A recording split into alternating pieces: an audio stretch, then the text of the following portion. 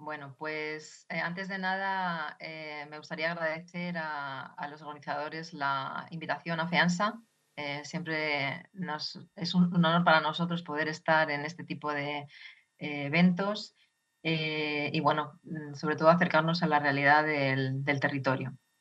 Así que bueno, yo creo que no voy a explicar qué es FEANSA porque creo que a estas alturas todos los presentes seguramente conocen la entidad, pero sí me gustaría decir que en este último periodo nuestros miembros son casi todos entidades sociales del tercer sector que ha mencionado anteriormente Nerea Bosa. Y bueno, pero poco a poco también otro tipo de entidades, incluso ayuntamientos o departamentos de servicios sociales o de personas sin hogar han empezado a formar parte de la federación. Así que también desde esa perspectiva os animamos a participar en el trabajo de FEANSA. Y bueno, para empezar mi intervención os voy a compartir la presentación que he preparado. La he recortado un poco mientras estaba hablando Raquel para que no nos vayamos un poco de tiempo. No quiero yo interponerme entre vosotros y el café, que siempre es la parte más deseada. Espero que estéis viendo ahora mismo mi pantalla y, a ser posible, el show. A ver, yo acabo de compartirla en... Vale, muy bien. Pues esta sería un poco la estructura de mi presentación. Voy a empezar un poco hablando del panorama europeo y las tendencias actuales, con algunos datos claves y una evolución conceptual. También hablaré de respuestas y enfoques en Europa. No me voy a detener tanto en Housing First y prevención. Esas han sido varias de las diapositivas que un poco que voy a pasar por encima. Pero sí que voy a hablar del actual marco institucional y político, del pilar social de derechos sociales, de la Declaración de Lisboa 2021 y de la Plataforma Europea de Lucha contra el Sinhogarismo, en sus siglas en inglés EPOC. Y voy a hablar, por supuesto, de el actual contexto con el nuevo mandato de la Comisión Europea, qué retos y oportunidades se abren para la exclusión residencial grave en 2025 y en el año que viene, en 2026. Entonces, esa segunda parte que mencionaba sería más la conexión con la estrategia vasca y hablando ya más de temas de derechos y de colectivos vulnerables. Y un poquito también de asentamientos informales. Así que bueno, sin más dilación, vamos a adentrarnos un poco en el tópico de mi presentación. Eh, el panorama europeo de la exclusión residencial nosotros lo tratamos de analizar anualmente en esta publicación que tenéis en vuestra pantalla, el Overview of Housing Exclusion. O sea, es una especie de panorama de sinhogarismo y exclusión residencial en Europa, que hacemos en colaboración con una fundación francesa, la Fundación pour le Logement. Y ya en la publicación, en la versión del 2024, se hablaba de una estimación de 1,2 millones de personas sin hogar cada noche en la Unión Europea. Esto se hace utilizando Letos Light, categorías 1 y 2 y alguna de la 3. Y bueno, se vio ya en su momento, se ha venido dando en todas las últimas publicaciones una tendencia al alza en la mayoría de los países. Quizá la excepción son algunos de los países nórdicos. Y bueno, también junto a esta tendencia, la saturación de los centros, que en su gran mayoría son cada vez más costosos y que se entiende desde las entidades que son soluciones insostenibles a largo plazo. Entonces, de ahí que hablemos de la necesidad de avanzar hacia el realojamiento estable en vivienda y acompañado siempre de medidas de prevención que eviten nuevas entradas, ¿no?, al sistema, como evitar los desahucios o apoyar a quienes salen de instituciones. Bueno, otro factor clave es claramente la migración, que la compañera Raquel ha mencionado, ¿no? Y las políticas disfuncionales a nivel europeo han agravado el problema y en muchos países la población migrante es una mayoría dentro de los recursos para personas sin hogar. junto a esta situación de exclusión residencial grave, se da una crisis de vivienda asequible para capas más grandes de la sociedad, capas quizá que son incluso los jóvenes o la clase media. Y bueno, este sería un poco como una especie de foto fija. En esa evolución del sinhogarismo, yo creo que se ha mencionado ya a lo largo de la mañana un poco, ¿no?, cómo ha sido esa evolución en estos últimos, yo diría, 40 años. Pasar desde una definición más estrecha que abarca solamente las formas más visibles de sin hogar, sin techo en centros, a una definición más amplia que abarca vivienda insegura, vivienda inadecuada. Pasar del sinhogarismo como un estado fijo a uno algo dinámico, el que afecta a hombres solteros, pero también está afectando cada vez a diferentes colectivos, mujeres, jóvenes, personas mayores, por ejemplo. Y bueno, pasar también hacia la causalidad en la intersección de factores estructurales con circunstancias personales. Entonces, se trataría no tanto de arreglar la persona, pero de alojarla y trabajar, acompañarla en sus procesos en la medida de sus necesidades. Y bueno, por supuesto, y yo creo que esto enlaza directamente con la temática de la jornada, las personas son sin hogar, son titulares de derechos y como tales tenemos que eh, trabajar con ellas. Entonces, digamos que para resumir un poco cómo está actualmente las respuestas al sinhogarismo en Europa, yo diría que hay una respuesta predominante todavía de la emergencia del alojamiento temporal, pero al mismo tiempo hay un consenso en que la prevención y el realojamiento son el camino hacia el progreso. Esto es lo que vemos desde FEANSA. Entonces, luego, en lo que se refiere a los instrumentos políticos que tenemos a nuestro alcance a nivel europeo, precisamente el Pilar Europeo de Derechos Sociales es quizá la herramienta política más relevante para orientar las políticas sociales y la inclusión. Y en particular yo quería incluiros aquí el principio 19, que reconoce explícitamente el derecho de las personas sin hogar a recibir asistencia, protección frente a desalojos y acceso a una vivienda adecuada y a servicios que faciliten su inclusión social. Ya sabemos que el Pilar de Derechos Sociales, obviamente, sigue estando dentro de esos llamados mecanismos de soft law, ¿cómo lo podríamos llamar? Soft law, leyes dulces, por así decirlo, o blandas. Y eh, el Pilar Europeo de Derechos Sociales tuvo otro instrumento que se llama Action Plan, un plan de acción para desarrollar, digamos, líneas específicas de actuación que desarrollen estos principios y en particular en la que se refiere a la Plataforma Europea para la Lucha contra el Sinhogarismo, era, digamos, dentro del plan de acción el compromiso de desarrollo de este principio 19, ¿no?, con el objetivo de avanzar hacia la reducción del sinhogarismo. Entonces, en estas respuestas institucionales y políticas en el ámbito del sinhogarismo, recordar, por supuesto, siempre que la Unión Europea tiene un poder limitado en el ámbito social. En esta plataforma europea de lucha contra el sinhogarismo, esta palabra creo que habéis hecho bien en hablar de exclusión residencial grave, porque sinhogarismo se hace un poquito bola. El sinhogarismo aparece como una prioridad social para la Unión Europea en los últimos 20 años y se concreta muy claramente en esta plataforma, que fue lanzada en Lisboa con la Declaración de Lisboa de 2021, con objetivos muy ambiciosos de trabajar conjuntamente Estados miembros, instituciones de la Unión Europea, actores relevantes como pueda ser Eurocities, FEANSA, Housing Europe, trabajar conjuntamente para poner fin al sinhogarismo de aquí a 2030. Bueno, ahora se empieza a hablar de, digamos, una línea temporal más de tipo 2050, 2050, pero bueno, de momento estamos todavía en 2030. Y entonces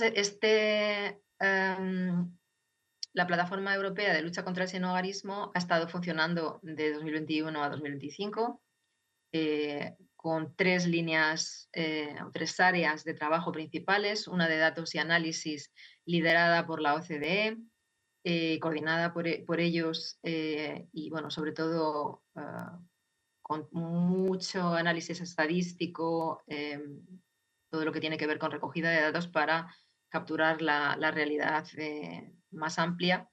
También tiene dentro de este datos y análisis un proyecto piloto financiado por la Unión Europea de recuento de personas sin hogar. El área de aprendizaje mutuo, que es un área en la que FEANSA ha tenido un papel preponderante, sobre todo en estos últimos 2 años, 2024-2025, con este Epoch Practice que tenéis en la slide.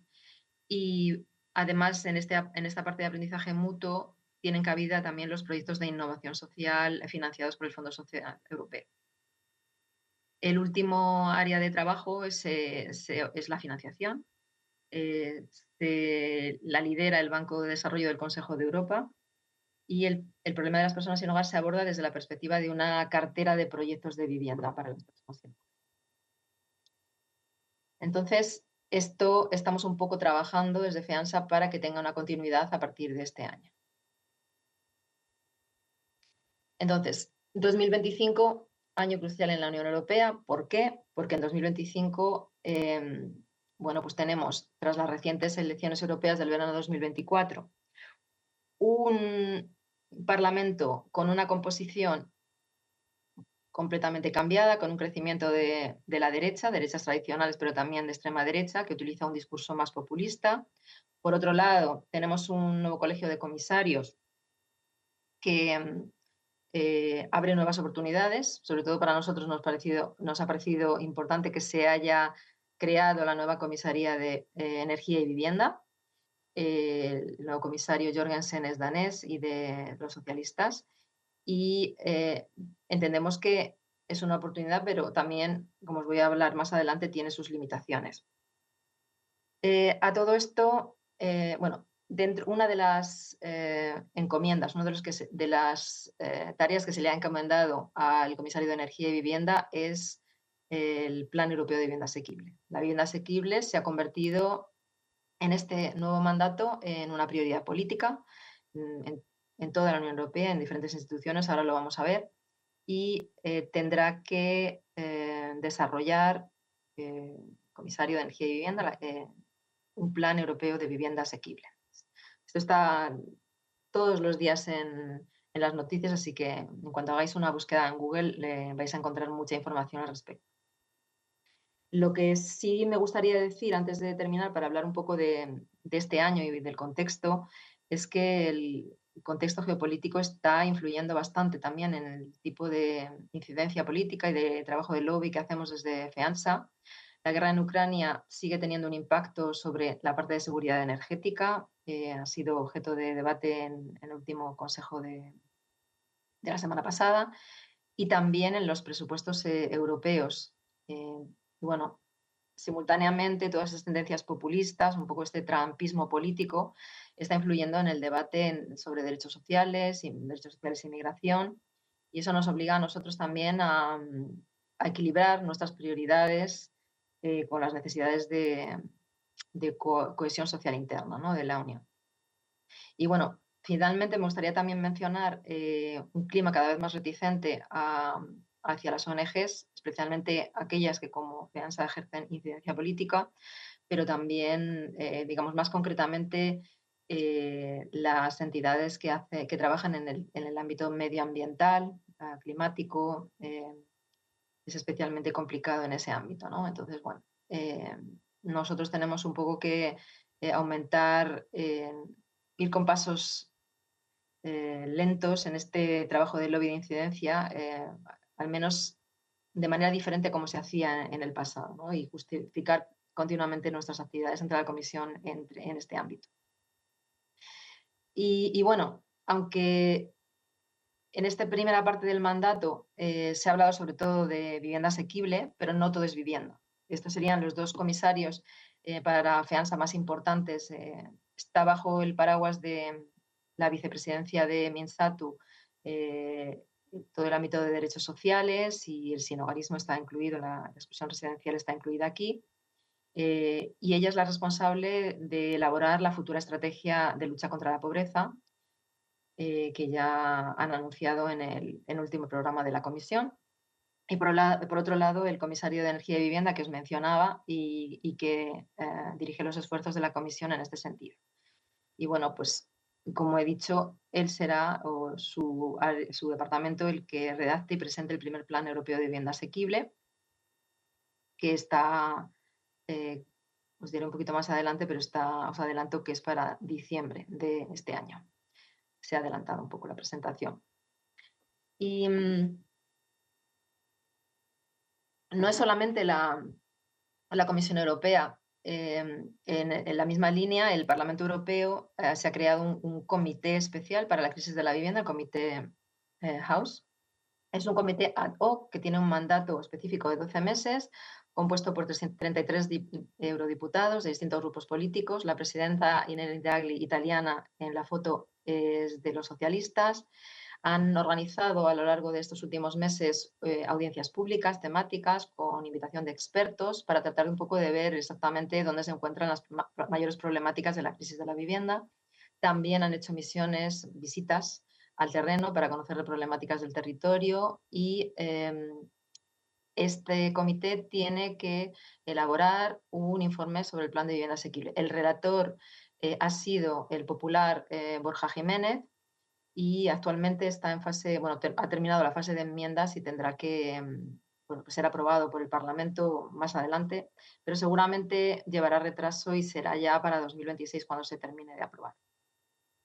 Y aparte de la Comisión y del Parlamento Europeo, otras instituciones dentro de la Unión están teniendo un papel importante en definir, en este caso, el papel de las ciudades y regiones en el Plan Europeo de Vivienda Asequible. En este documento del Comité Europeo de las Regiones, es un dictamen, el texto afirma con claridad que la vivienda debe garantizarse como un derecho humano fundamental, habla del Pilar Europeo de Derechos Sociales y la Carta de Derechos Fundamentales de la Unión Europea, subraya que el plan debe respetar el principio de subsidiariedad y garantizar la participación de las autoridades locales y regionales, porque son obviamente las que están más cerca de los ciudadanos y de las personas y de los problemas que las personas pueden tener en el territorio. Y el dictamen pide un enfoque amplio del plan adaptado a la diversidad de sistemas de vivienda existentes en Europa. También solicita que la reforma de las normas sobre ayudas estatales, que es claramente algo que va a ir de la mano del plan de vivienda, incluya todos los modelos que promuevan la asequibilidad, no solamente la vivienda social. Asimismo, insiste en que los proyectos de vivienda deben integrarse en estrategias urbanas sostenibles, lo que debería ser una condición previa para recibir financiación de la Unión Europea. Pero vamos, por resumir y ir avanzando, vamos a ver cómo vamos de tiempo. Digamos que hay en todas las instituciones de la Unión un interés en este proceso del Plan Europeo de Vivienda Asequible. Se cerró la consulta pública de la Comisión Europea la semana pasada, bueno, el 17 de octubre. El informe de la Comisión House del Parlamento Europeo, como os decía, está previsto que se apruebe por el Parlamento. Seguramente será para el 2026, aunque no se sabe exactamente. Y la publicación del Plan de Vivienda Asequible de la Comisión será diciembre de 2025. En paralelo a este proceso del Plan de Vivienda Asequible, pero no del todo vinculado, el Banco Europeo de Inversiones ha lanzado un plan de acción específico para traducir esta ambición política en instrumentos financieros concretos, ¿no? Y bueno, pues una de las iniciativas es que se ha creado una plataforma paneuropea de inversión, como una especie de portal único que ofrece asesoramiento y acceso a la financiación. Me estoy centrando mucho en vivienda, pero realmente es que en este primer periodo del mandato de la nueva comisión es realmente en lo que se han centrado, ¿vale? FEANSA desde el principio ha tratado de hacer aportaciones desde el tercer sector al plan de vivienda asequible. Hemos hemos mencionado en múltiples ocasiones que juzgaremos un poco el plan y su contenido por la cantidad de viviendas asequibles y accesibles para los hogares en riesgo de exclusión, las personas en situación de exclusión residencial. Entendemos el plan como una oportunidad en apoyar la puesta en marcha de modelos alternativos o que se han visto que son exitosos para alojar a las personas sin hogar, Housing First, pero todo lo que tiene que ver con acompañamiento en vivienda, finalista. Y evidentemente vemos una oportunidad importante para movilizar fondos estructurales y financiación europea. Pues estamos movilizando todas las herramientas que tenemos. Este documento lo podéis encontrar en nuestra página web, Affordable for Whom, que lo ha redactado mi compañera Johanna Blatt, la Policy Officer de Vivienda. Y pues hemos tratado un poco también en las diferentes consultas públicas que ha habido, de tratar un poco de hablar de que no hay una definición de vivienda asequible y que eso de que sea distinta de la vivienda social puede suponer un riesgo de desplazamiento de la financiación y el respaldo político a la vivienda social. Hemos tratado también de hacer ver a los actores implicados de que hay una evaluación muy poco convincente de las necesidades de vivienda y que la que hay está centrada sobre todo en jóvenes y la clase media, pero no se tiene en cuenta otros grupos que puedan tener una necesidad. Y bueno, por supuesto, todo lo que tiene que ver con la financiación, pues digamos que los fondos europeos no van a resolverlo todo, ni los fondos privados son tampoco la panacea, en el sentido de que siempre va a tener que haber una participación pública a nivel nacional. Entendemos que la condicionalidad social de estos fondos debe ser fundamental. Y bueno, ahora hay una incertidumbre grande con respecto al próximo presupuesto de la Unión Europea, el MFF, que ya se está negociando. Y bueno, pues hay mucho peligro porque también se ve que se desviarían los fondos, una parte de los fondos a gastos de seguridad y defensa. Y bueno, ¿qué nos deparará el 2026 en áreas que tengan que ver con exclusión residencial severa? Primero, el Plan Europeo de Vivienda Asequible, que irá de la mano más adelante de una nueva iniciativa para los alquileres de corta duración. También va a haber una nueva regulación de las ayudas del Estado. Y esto se ha anunciado recientemente la primera estrategia europea de lucha contra la pobreza, que, bueno, Minsatu, la comisaria, ha dicho que, bueno, que tendrá como objetivo reducir el número de personas en riesgo de pobreza de aquí a 2030. Y bueno, nosotros esperamos también que dentro del nuevo plan de acción del Pilar Europeo de Derechos Sociales haya también un nuevo plan de trabajo para la Plataforma Europea de Lucha contra el Sinhogarismo. Y bueno, yo creo que me voy a parar aquí para dar la posibilidad de que podáis hacer preguntas. Quizá esto ha sido muy atropellado, de mucha información en muy poco tiempo. Así que si hay alguna pregunta para poder aclarar alguno de estos puntos, pues yo intentaré en la medida de lo posible pues arrojar alguna luz. Pero bueno, no sé, os veo ahí, os veo todos de espaldas, os veo solamente las cabezas, entonces no sé si alguna persona de la organización ha recogido alguna pregunta. Yo mientras tanto aprovecho para beber agua.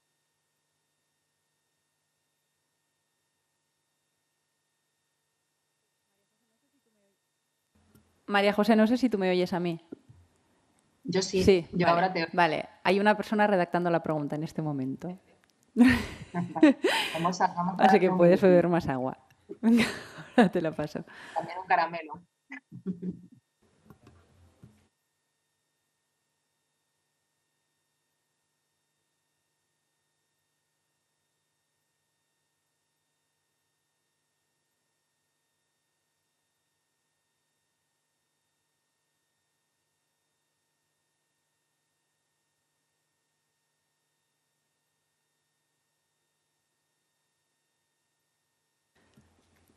Sí, María José, la primera pregunta es de Alfonso López, creo, de APN.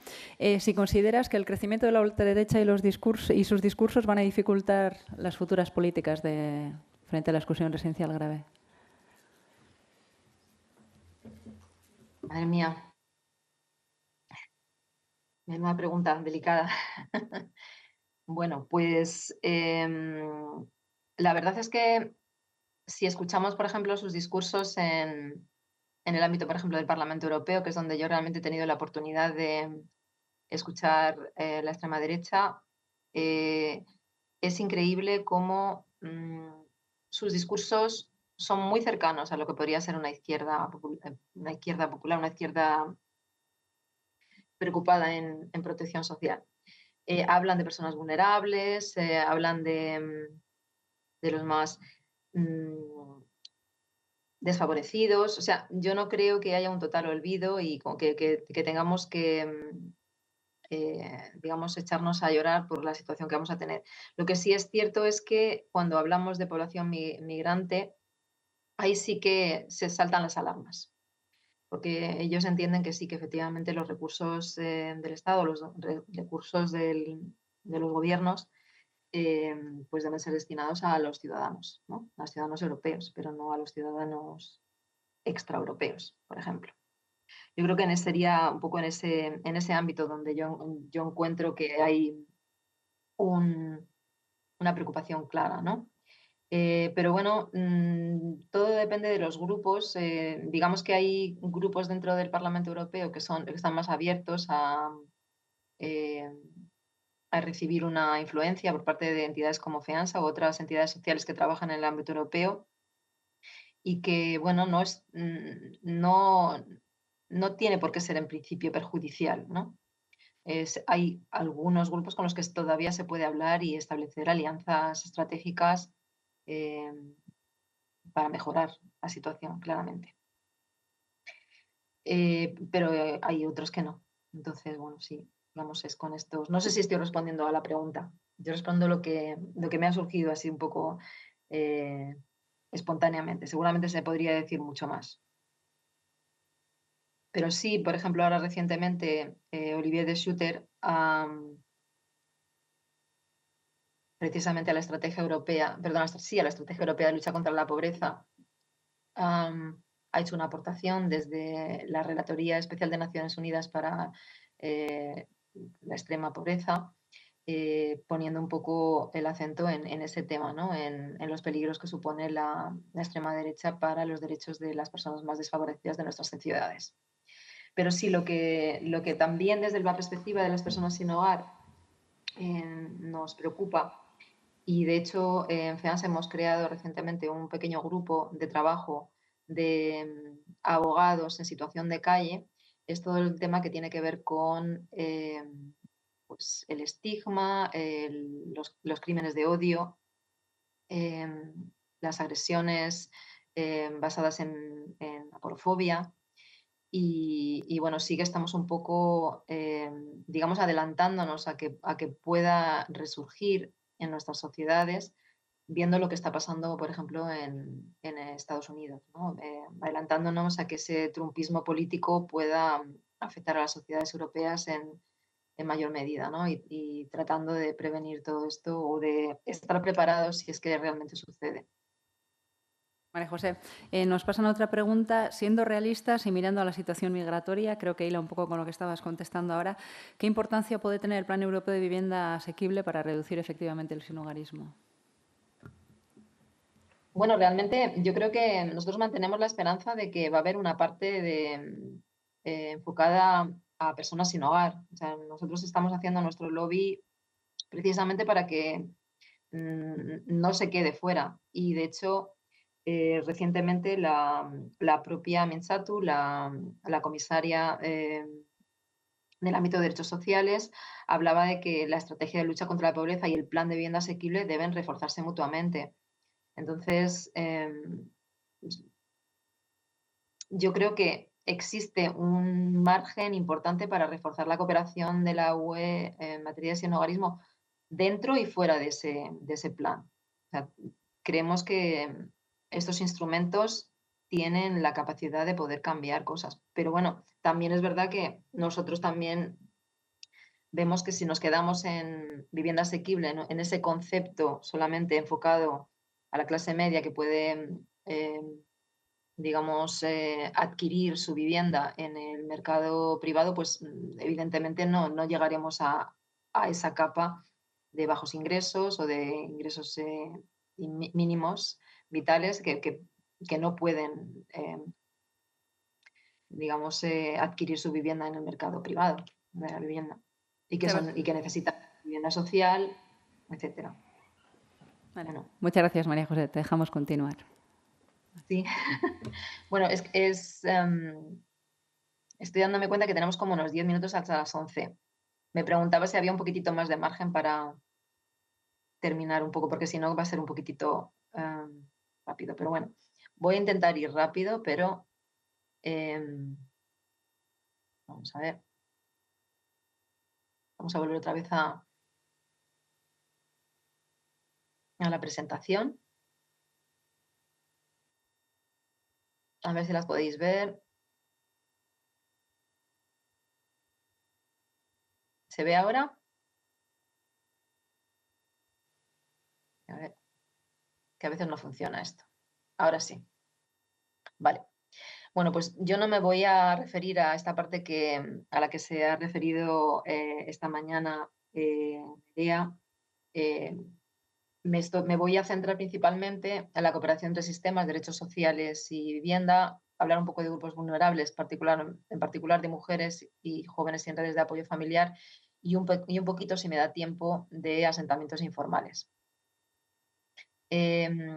Como jurista que soy, me resulta especialmente agradable ver que el ejercicio efectivo de derechos por parte de las personas en exclusión residencial grave está incluido en vuestra estrategia y me ha parecido muy interesante, bueno, pues poderlo ver plasmado, ¿no? Porque todo este marco europeo, digamos que no se queda en los grandes discursos institucionales, sino que en los territorios se traduce como acción concreta y eso me da esperanza que efectivamente en políticas de vivienda, en servicios sociales, en atención de emergencia o en programas de prevención, pues esté desarrollando en otros territorios también eh, este trabajo, ¿no? Y bueno, para nosotros es muy importante mm, que los derechos sociales estén presentes y, bueno, sobre todo que tengan en el centro la vivienda, porque sin vivienda digna y estable, claramente otros derechos, la salud, el empleo, la educación, pues quedan fuera de nuestro alcance. Y bueno, no me voy a detener mucho en cada uno de los derechos, porque si no, iríamos muchísimo más allá del tiempo que tenemos. Pero bueno, mencionar un poco la vivienda adecuada como derecho humano fundamental, vinculado a otros derechos como la salud, la vida privada y familiar, y cómo el sinhogarismo y la exclusión residencial constituye realmente la expresión más extrema de esa vulneración. Desde el plano europeo, el principio 19 del Pilar Europeo de Derechos Sociales incide sobre la vivienda como derecho social, retomando contenidos de la Carta de Derechos Fundamentales.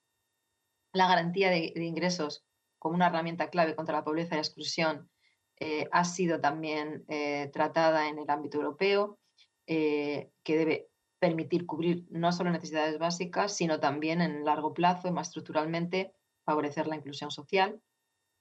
Pero sí que es cierto que a pesar de todas las previsiones y de la normativa en marcha, la mayoría de los sistemas europeos están presentando bastantes barreras de acceso y niveles insuficientes de acceso por parte de las personas sin hogar. Hay una recomendación del Consejo de la Unión Europea que os recomiendo leer, que plantea que debe de suponer ingresos adecuados, una cobertura amplia y un acceso simplificado y que debe estar siempre coordinado con cualquier garantía de ingresos con la vivienda, la salud y el empleo. O sea que en ese sentido, vuestra estrategia vasca recoge fundamentalmente lo que se está diciendo en el ámbito europeo también. La vivienda, por supuesto, es un determinante social de la salud. Como los que trabajáis en este ámbito sabéis, el sinhogarismo implica mayor mortalidad y una peor salud física y mental para las personas. Y a pesar de eso, siguen existiendo unas barreras de acceso a la atención sanitaria por el estigma, por la documentación, por la rigidez administrativa, por diferentes factores. Nosotros desde FEANSA seguimos insistiendo que el Housing First es quizá el enfoque más eficaz para responder conjuntamente a las necesidades de salud y vivienda. Y bueno, sobre todo de la necesaria coordinación entre todas las políticas de salud, vivienda y servicios sociales. Con respecto al empleo y la inclusión, la verdad es que FEANS ha trabajado poco recientemente. Nuestro trabajo sobre el empleo estaba un poco navegando en nuestra página web y en trabajos anteriores. Y bueno, pues evidentemente la vivienda y el empleo son interdependientes. Sin domicilio es difícil acceder o mantener un trabajo y es necesario tener políticas integradas que unan esto: vivienda, acompañamiento social, formación y orientación laboral. En el pasado, lo que yo he estado un poco observando del trabajo que FEANSA realizó, las iniciativas más exitosas combinaban formación, tutoría y apoyo continuo. Y si vais un poco a los recursos que nosotros ponemos a disposición de las entidades, pues veréis que hay, sobre todo, compartimos experiencias exitosas, buenas prácticas en el ámbito de inserción laboral para conseguir la estabilidad residencial y prevenir la exclusión de las personas. En cuanto a la educación, casi siempre la vemos de la mano de personas sin hogar o personas excluidas, de menores, jóvenes y niños. La estabilidad residencial es imprescindible para que ellos tengan una continuidad educativa, y en países, por ejemplo, como Irlanda, se ha detectado que la falta de hogar afectaba mucho al acceso, al aprendizaje y al rendimiento escolar, y que la escuela muchas veces representa el único entorno seguro y predecible para muchos menores. Por ejemplo, hay una entidad inglesa que se llama Shelter, que tiene herramientas para apoyar al profesorado para identificar y acompañar al alumno afectado, ¿no? Entonces, bueno, también FEANS, en las diferentes actividades que realizamos, pues enfatizamos la coordinación entre vivienda, servicios sociales y escuela como muy importante para romper también el ciclo de exclusión. Y bueno, vamos a pasar, después de haber visto un poco así someramente, soy consciente de que me he pasado servicios sociales, pero bueno, por no cargar con mucha información. En FEANSA hemos empezado a trabajar el género en sinhogarismo relativamente recientemente. Estamos muy especializados en la oficina de FEANSA aquí en Bruselas, y es mi compañera Dalma Fabián la que ha iniciado todo este trabajo de la respuesta a las mujeres en situación de exclusión residencial grave. Yo sé que el despliegue y el enfoque de género e interseccional es importante en vuestra estrategia vasca, y FEANSA ha trabajado este tema en torno a la exclusión social de diferentes maneras. Para abordar la brecha que existía con el pasado, que casi siempre era pues, trabajo relacionado con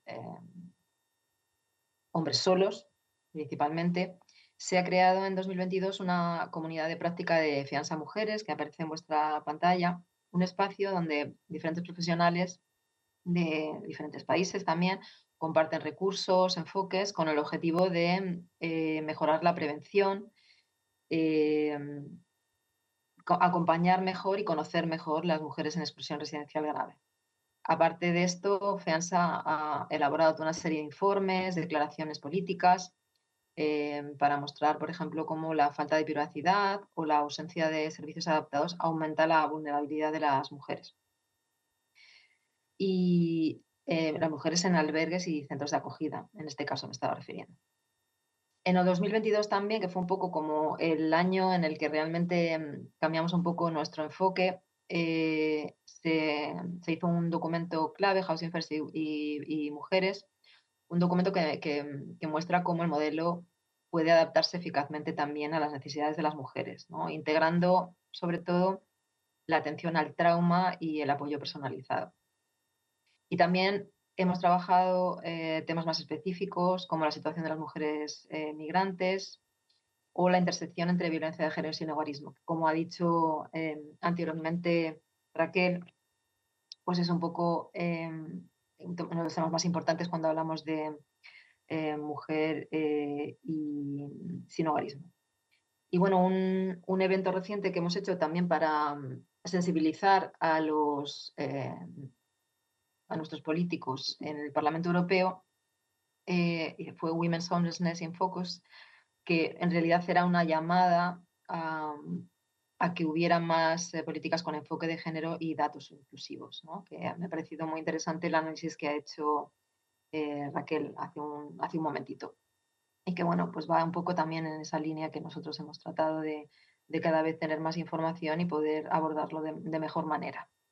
Y bueno, no me voy a detener en esto para poder llegar a todo, pero podéis encontrar también en estos trabajos que se ha realizado en FEANSA una serie de principios de una respuesta efectiva con perspectiva de género, ¿no? Que tiene que ver con la seguridad, con la confianza, el empoderamiento, el reconocimiento del trauma, la formación del personal y bueno, la diversidad, la atención interseccional, por supuesto, según el origen, la edad, la discapacidad, algo que se ha mencionado también a lo largo de la jornada de hoy, hasta ahora. Bueno, otro de los colectivos quizá que FEANSA le ha dado siempre mucho espacio en nuestro trabajo y que está bastante bien estudiado es el tema de la situación de los jóvenes sin red de apoyo familiar. Y bueno, pues creo que todos conocemos un poco cuál es la clave del asunto. La transición de la adolescencia a la vida adulta es un periodo de cambio, de construcción personal, y cuando esta transición se produce sin sostén familiar, pues, o incluso tras experiencias de ruptura con la familia, abandono o institucionalización, el riesgo de exclusión residencial pues aumenta de manera significativa. Y bueno, pues la mayor parte de estos jóvenes han salido de entornos de los que dependían material y efectivamente, y cuando pierden el hogar, no solamente pierden el hogar, sino que pierden los vínculos, los referentes y bueno, toda la parte que tiene que ver con su continuidad, con su desarrollo emocional. Entonces, nosotros desde el principio en los trabajos que hemos realizado hemos participado en proyectos europeos con diferentes autoridades públicas. Se trata un poco de reforzar esa parte, ¿no? La parte de transición a la vida adulta para tratar de minimizar en la medida de lo posible ese riesgo de exclusión residencial, ¿no? Y muchas veces eso pasa por ir más allá de los 18 años, ¿no? Apoyar la transición a la vida adulta más allá de los 18 años. Y, bueno, por supuesto, el alojamiento o la vivienda no basta por sí sola y requiere un acompañamiento estable para construir esa autonomía. Dentro del trabajo de FEANSA que realizamos en este ámbito, no lo he puesto en la diapositiva, porque son ya muchas informaciones todas juntas, pero bueno, también tenemos también como un listado de elementos clave para la intervención con jóvenes, que podéis también, por supuesto, recuperar de la página web de FEANSA, acompañamiento continuo y no fragmentado, modelos de vivienda adaptados con apoyos graduales y flexibles, un enfoque basado en derechos y no en conductas, evitando condicionalidades desproporcionadas. Se ha visto que en la temática, en el trabajo con jóvenes, era contraproducente muchas veces. Y bueno, también estableciendo espacios de participación y construcción de autonomía, donde el joven pueda tomar sus propias decisiones. Y bueno, aquí igual de nuevo una coordinación intersectorial entre las diferentes áreas, vivienda, salud mental, educación, empleo y protección a la infancia. Y eso, lo que os decía que no he puesto en la página, en la diapositiva, es también hay como una especie de comunidad de práctica FEANSA Youth, una red informal de jóvenes comprometidos con la prevención y la erradicación del sinhogarismo juvenil.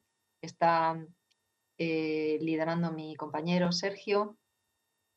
Y bueno, si os interesa más, os puedo poner en contacto con él para que os pueda dar más información.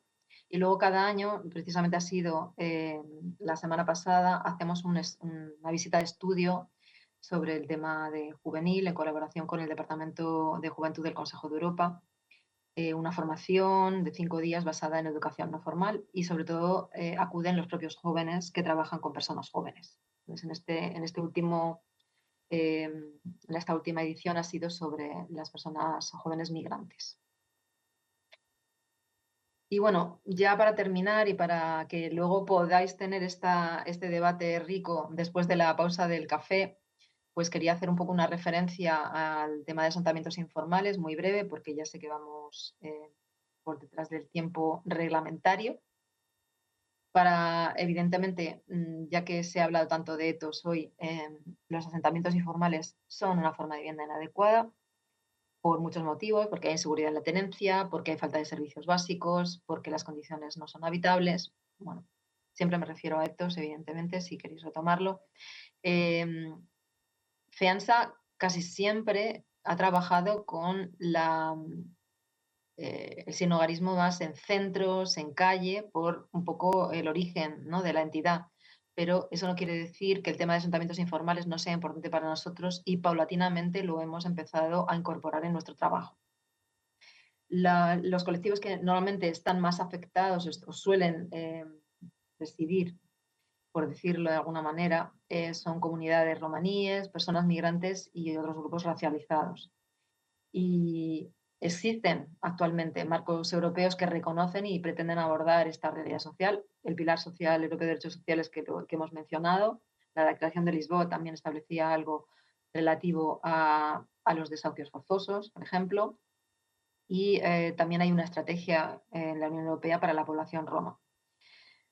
A pesar de todo esto, estos marcos son claramente insuficientes. En toda Europa persisten desalojos sin alternativas habitacionales sólidas y una ausencia general de políticas de realojamiento y una falta de vivienda social adecuada para este tipo de personas afectadas.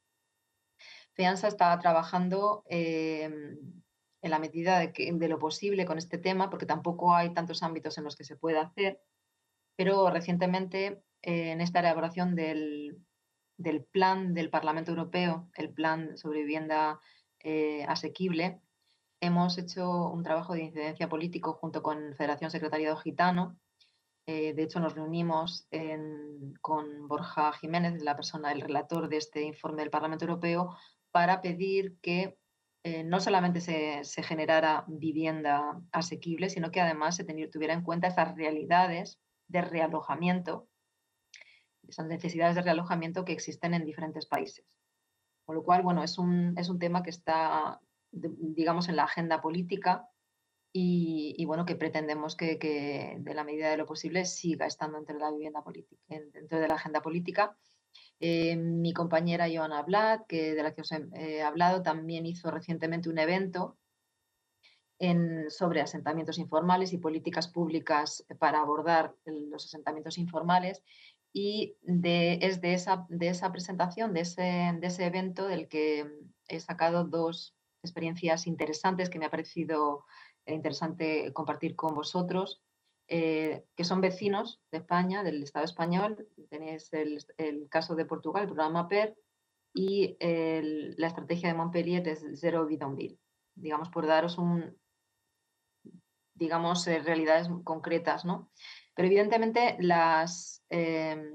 estos dos ejemplos que os voy a mencionar tienen sus luces y sus sombras, como casi todos los programas públicos, porque una cosa es sobre el papel y cómo está planificado y dotado, etcétera, etcétera, y luego cuando uno se pone a realizarlo sobre el terreno y las dificultades bueno, y los imprevistos que surgen en la puesta en marcha. Entonces, no hay ningún programa que yo pueda decir es una buena práctica pura, 100%, todo ha funcionado. El caso de Portugal, hubo una sustitución progresiva de asentamientos por vivienda social, en el que los elementos claves eran la participación comunitaria, las familias fueron parte del diseño y asignación de viviendas. Hubo un enfoque integral, ¿no? Tratando el tema de la vivienda con integración social hacia sus servicios. Esa es una parte común de los diferentes programas que he estado mirando para poderos exponer algo hoy aquí. Muy importante en las dos experiencias que os he puesto aquí, financiación estable, tanto de fondos estatales como municipales, en este caso Lisboa y Oporto, pero también con apoyo europeo en fases posteriores de este programa PER. Y bueno, el impacto, una reducción significativa de asentamientos en Lisboa y Oporto y la mejora en condiciones de vida y cohesión social. Y bueno, para terminar sería pues esta estrategia de Montpellier, que también tenía un objetivo claro y medible, que era eliminar todos los bidonvilles en la metrópoli en 10 años. Esto acaba de empezar, todavía no está terminado, evidentemente. También hay un enfoque integral incluyendo acompañamiento social, escolarización, acceso al empleo, soluciones habitacionales transitorias.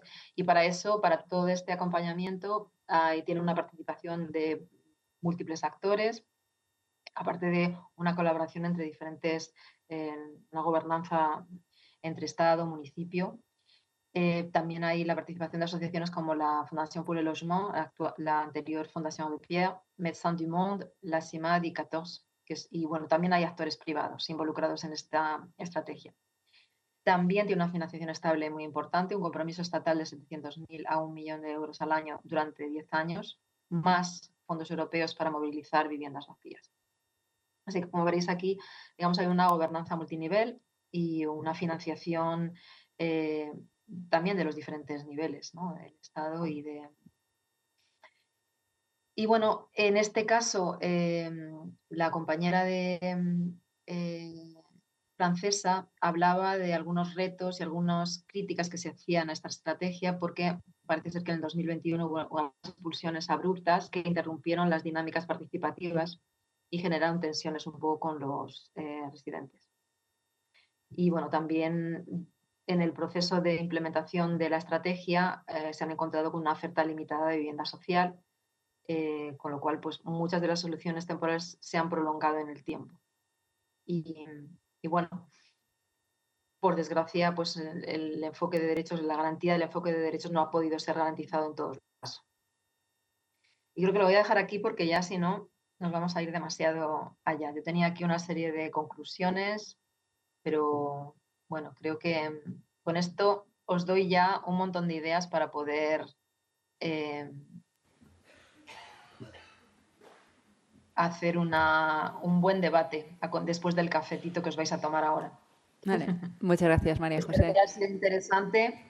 Y bueno, siento por el atropello que a veces dan este tipo de cosas. Perdona tú porque hemos ido con retraso desde el arranque y disculpa tú las prisas.